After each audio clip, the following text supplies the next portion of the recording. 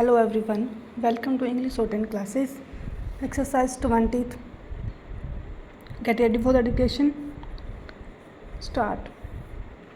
I wish to thank my fellow countrymen for the confidence reposed in me and for affection and goodwill they have shown me not only as president but indeed all through my public life covering a span of over 50 years. Stop.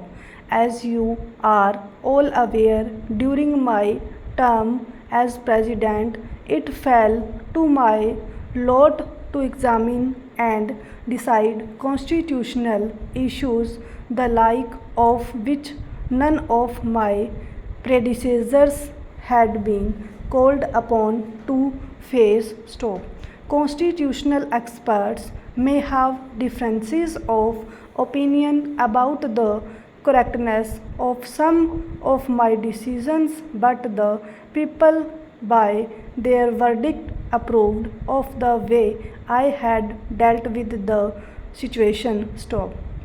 Having regard to the background against which the general elections to the Lok Sabha in January 1999 were conducted, I felt a special responsibility in the matter and was anxious to ensure that elections should be free, fair, and peaceful. Stop. It gave me immense satisfaction that the governments at the center and in the states and administration at all levels, both in the center and in the states, ensured that the elections conducted were as free and fair as were earlier. Stop. While the lamp of democracy has been extinguished in some countries around us, we have reason to feel pleased that we have adopted and have been following the democratic system of government. Stop. Our people have made it clear beyond doubt that they will not accept abrogation or abridgment in human rights and freedom and have shown their clear preference for the democratic system. Stop. Democratic form of government is ruled by reason and by persuasion. Stop. We should always endeavor to arrive at as much of consent as possible. Stop. The voice of the minority and the voice of the opposition, which too represents a sizable section of the people, should be heard and given all possible consideration. Stop. The opposition on its part has to be reasonable and constructive in its approach. Stop.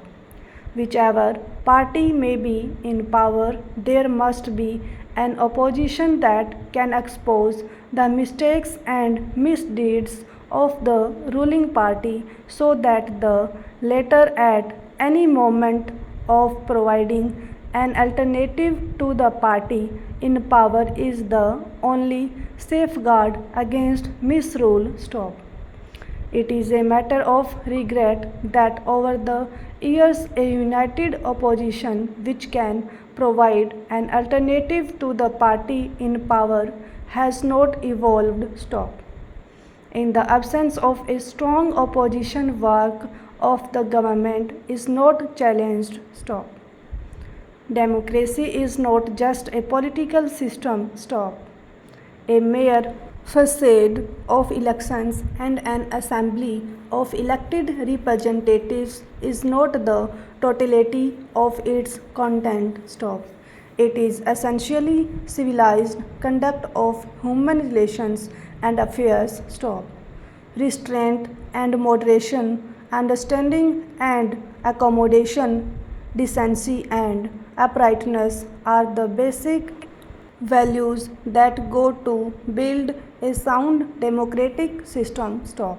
If we ponder over the country's political scenario and examine how far our conduct of public affairs is inspired by these qualities, we can have little cause for satisfaction. Stop.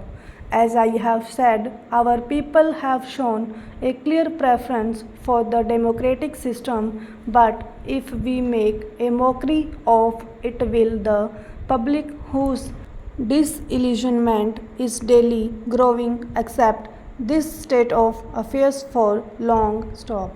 I have often spoken about disparities in income and wealth distribution, a phenomenon which came to government's notice over 20 years back and led to the appointment of a committee to inquire into the matter. Stop.